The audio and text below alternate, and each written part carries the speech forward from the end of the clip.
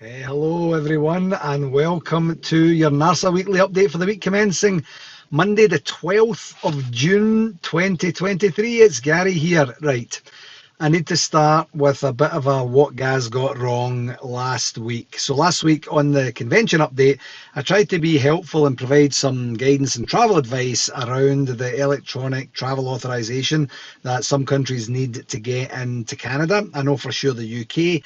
My big mistake was that I said the States does as well.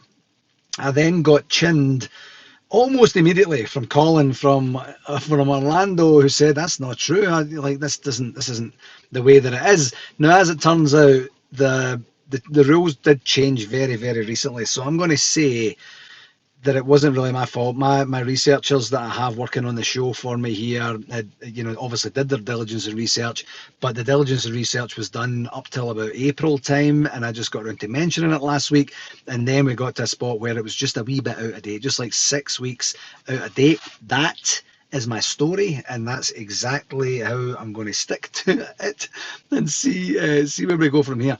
I did zero research on it, folks. I looked at the site. It said this is what you need, and I just thought I would just kind of be carte blanche, because quite honestly I didn't think anybody would listen to it, and even if they did listen to it, I didn't think anybody would heed my advice. So now I know the power of my own words, and I will get better as we go forward. So if you're coming from the States, you do not need an ETA. That's the main thing. If you're coming from the UK, yes, you absolutely do, and please follow the link that we sent out last week, or just just Google ETA Canada, and then you'll get the instructions to do so there. I hate when I have to do that. I hate being wrong. It's not very often that I'm wrong. It's just one of these things that I guess I'm going to have to live with.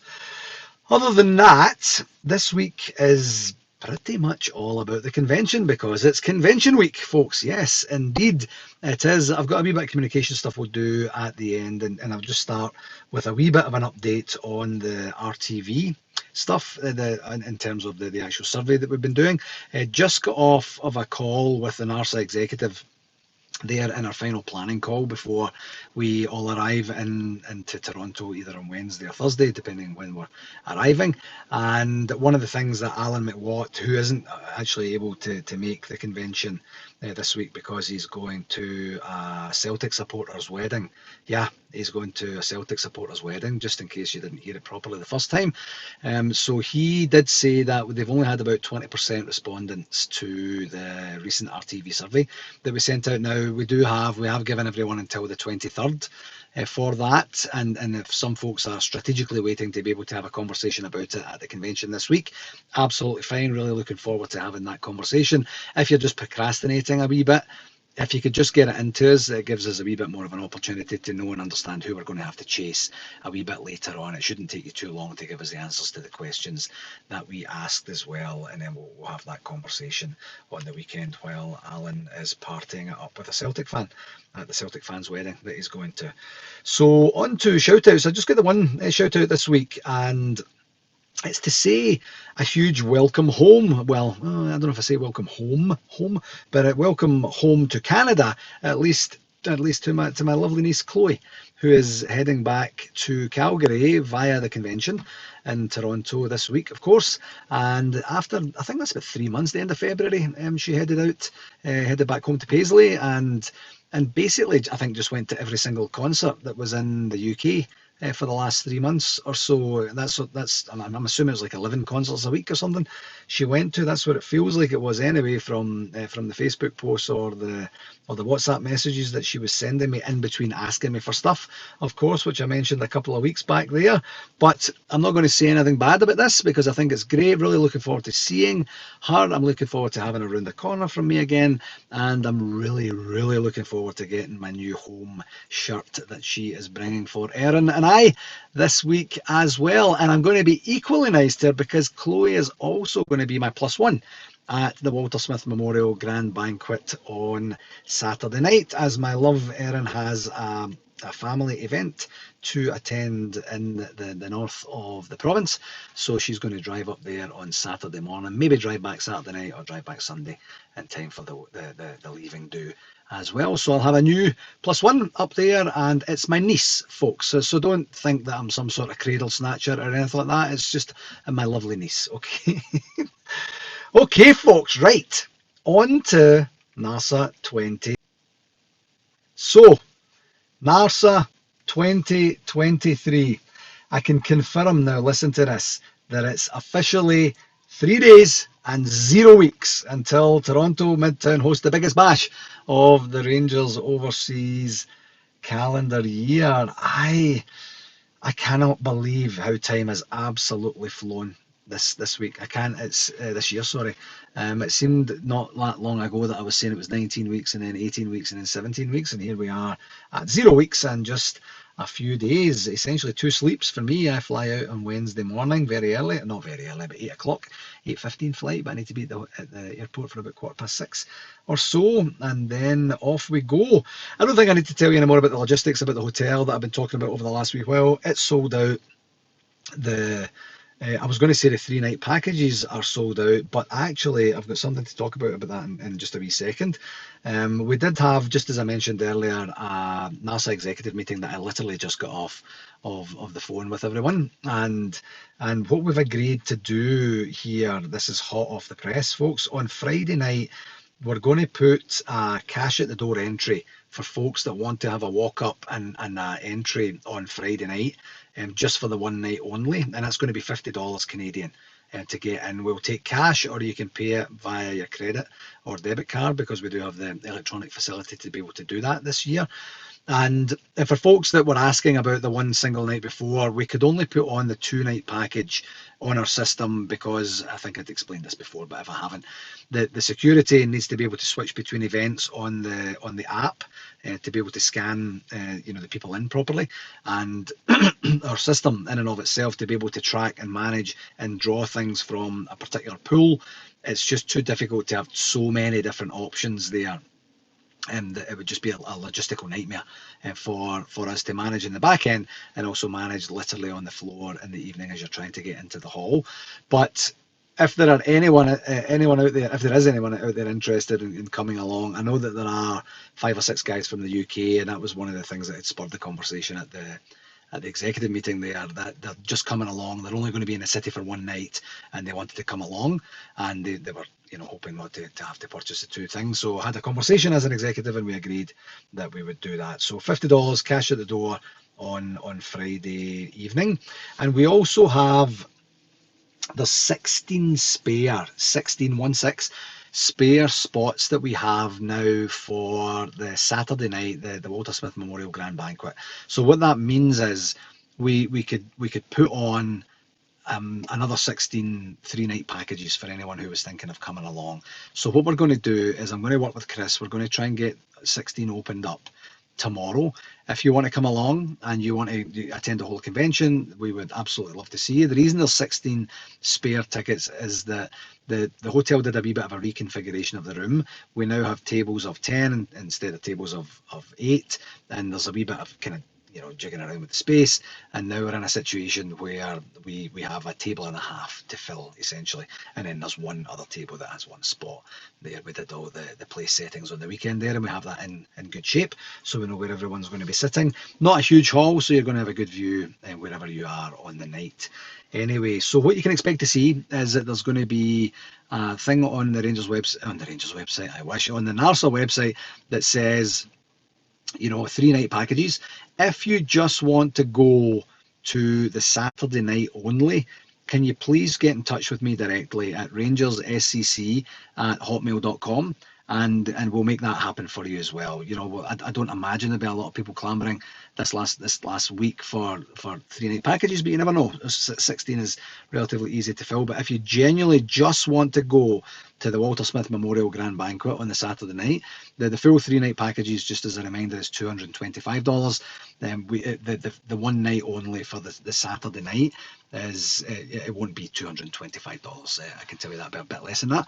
But just get in contact with me directly, because it's not something we'll be able to do in the system, just like I explained, but it's something we would probably be able to do more manually, and then I could just update the spreadsheet with the place settings a wee bit closer to the time there. So yeah, hot off the press. I did want to have that conversation with the executive before recording tonight, so we've got that information there as well. Another very important thing, the hotel have asked us for any folks with dietary restrictions that they need to let the hotel know. They actually said they need to let the hotel know by tomorrow, which is Tuesday the 13th of June. I'm going to send this out to our wider distribution list on MailChimp tonight, or via MailChimp tonight, and if you could get back to me as quickly as you possibly can about dietary restrictions, then we'll pass that on to the hotel. If it happens to come in on Wednesday, I'm sure they're not going to refuse it, but if you can get it back to us as quickly as you possibly can, that would be terrific. And just to give you an idea of what we're actually going to be having for dinner, for those who are going to be at the Walter Smith Memorial Grand Banquet on Saturday,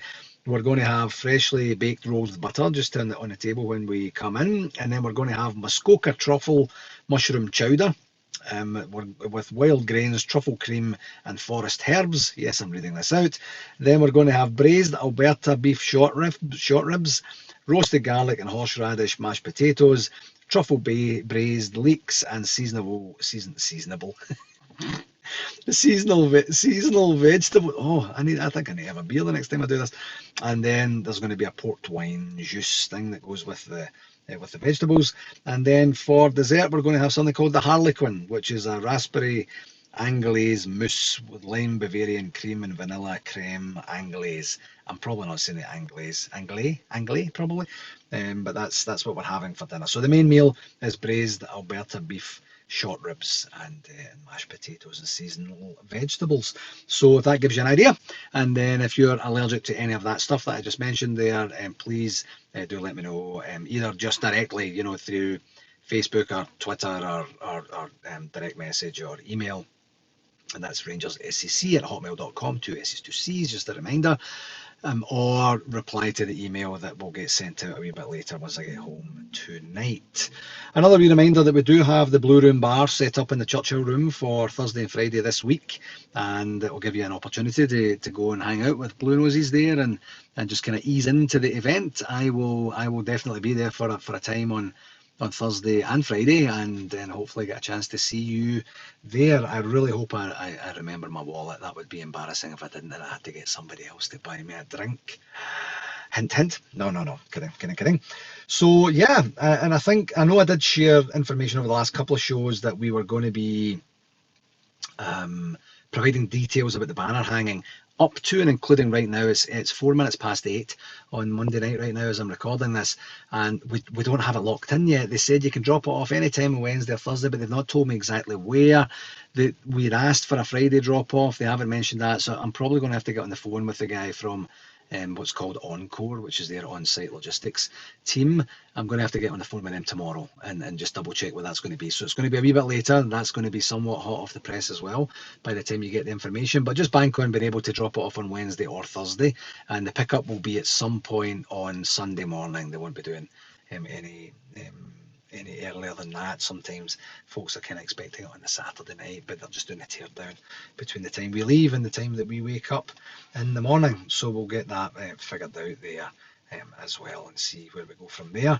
And yeah, I think that's really it. I did want to mention a wee bit on the official photographer that I introduced last week. We're looking for someone to fulfill the role as official photographer. We've got a ton of bites from like formal photographers saying, yeah, I can come and do your event. Here's my website, come and visit it. And the message was kind of missed that it's a volunteer position. We're not in a position to be able to pay someone to do this, and we're really ideally looking for a blue nose or a friend or a family member of a blue nose to come along, enjoy the event with us, get a chance to get really in and about all the stuff that we're doing, and then give us access to the pictures very, very quickly after that. So that didn't seem to materialize, which is too bad. However, if you excuse me, if you are coming to the convention this week, everyone seems to have fancy swanky smartphones, myself included, quite honestly.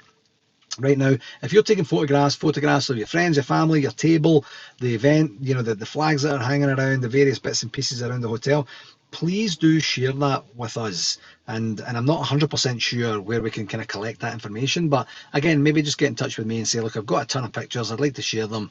Can you make sure that you display these ones? We're going to have a very, very strong social media presence through ourselves as NARSA, of course, and through David Edgar from the Heart and Hand Network, who's obviously our MVP, I was going to say, MVP, our MC, and he'll be doing it through his social media channels as well. He'll be putting a lot of content out there as well, so we can get stuff out there real time, and then we'll do some sort of online public display of the stuff that's happening as well, just as we start to kind of just increase a profile, raise a presence on the online community a wee bit as well. So please do get in touch. We do have a couple of folks kind of spotted to be able to help us out with that, but the more the merrier, literally, and we'll just kind of really turn the heat up a wee bit here in terms of our photographic presence that we have as well.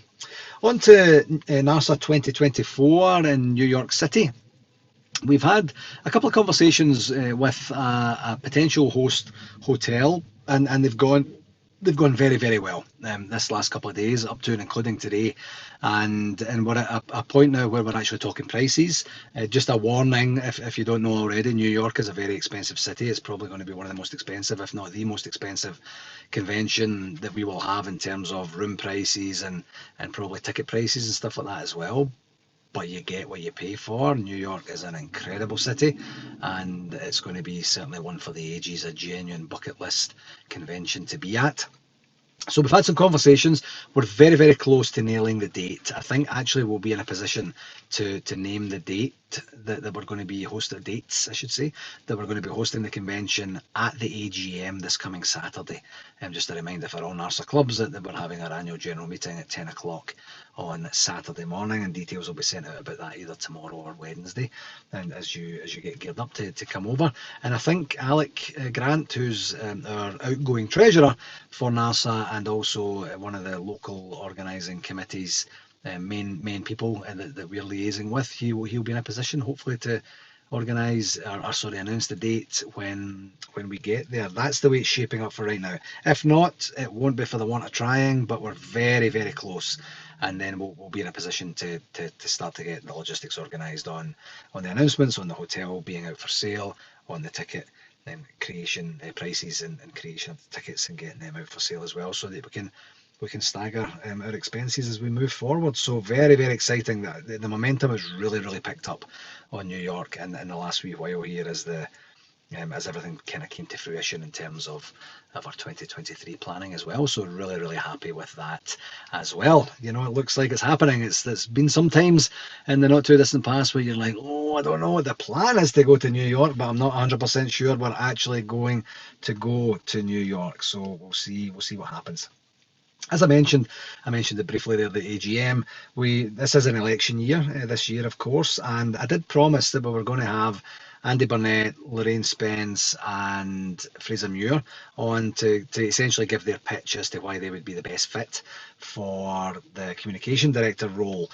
Now, things have a funny way of working out in life, and there's been a few twists and turns in that over the past wee while, and none more so than both Fraser and Andy Burnett officially withdrawing from their nominations and seconds from the role of communication director. So what that means is that Lorraine Spence is now our formal confirmed communication director for the next 2 months, next 2 years, 2 months, and then she'll be on probation, and then I'll decide. I'm liking the next 2 years, so from 2023 to 2025. So massive congratulations to Lorraine for that. The reason that we can confirm Lorraine right now is that Lorraine did have a nomination second in before the deadline of April 17th, so she then gets formally voted in by acclamation, like the other folks on the executive committee did as well. What the reason for them pulling out is not that they're withdrawing altogether. We have Andy popping his name in the hat for the treasurer, and we have Fraser popping his name in the hat for the secretary as well. There may yet be an election on the weekend. We had some information that was shared on the meeting there that's kind of material to the secretary position as well. So we'll see how that unfolds as the week goes. But the criteria and the parameters are still in play as they were before. Anyone for both of those positions can put their nomination and second in, up to and including the AGM in and of itself on Saturday morning as well. So it's not a done deal. The guys aren't in by acclamation. They will have to earn the right to get in, and if anyone has a desire to go up against them, then you're more than welcome to do so. And then we will be prepared for, and would be happy to have an election and vote in the successful candidate at that particular point in time as well. So yeah, I'm kind of semi glad that I procrastinated a wee bit on the on the getting them on for the interviews, because it's suddenly the interviews would have been kind of fruitless, because it would have been for naught with the way that things have transpired over the last wee while. So what I think I'll do is for both of those positions, actually maybe for all the positions, apart from Alan McWatt, of course, because he can't be there because he's at a Celtic supporters wedding, but we could do, I'll do a wee bit of a super quick intro. You're in your position now for the next 2 years. What are you hoping to bring to the role? And we'll maybe try and splice that in for next week's, because then next week I think I'm going to be very tired because it's going to be a heavy weekend. So then the more content I can get from the external forces, the better it will be for your listening pleasure overall. So yeah, that's it, folks. We are literally in the final throes of doing everything. All the major things that we have to organise are organised, and probably apart from the banner hanging, which we'll get that information tomorrow. We're in really good shape. The local organising club are all over the things that they have to get organised, and it's going to be a great time. Really, really looking forward to getting over there. And getting the butterflies away from the stomach and just getting on with the event. So congratulations, thank you to everyone who's made this a reality. And the proof, of course, is going to be in the pudding, and I have zero doubts it's going to be an absolutely fantastic time. So really, really looking forward to that. On to the communications front for this week, and just another reminder, I've said I'm going to do it for the next wee while, is the showcase, which is your opportunity to get yourself known by agents and clubs over in Madrid. 7 partner clubs, 14 scouts, and the space is limited to 100 players. I really should reach out to John Viola to see how many spots are actually left, because it might even be sold out and I could just be selling this for nothing. But I'll keep mentioning it. I'll keep the website there in the blurb for the pod tonight as well.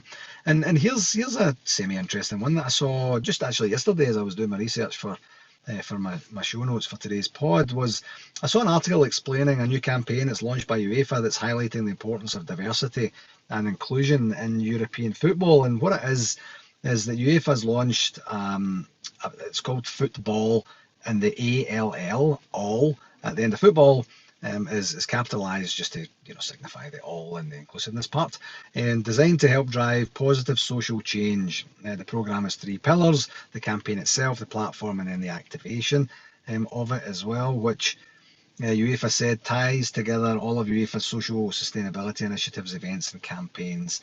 UEFA said football will spur the new education actions and amplify existing ones as it champions social change and promotes inclusion and equality in European football.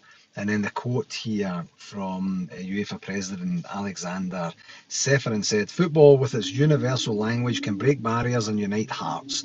Inclusivity and openness are the keys that unlock the true potential of our game.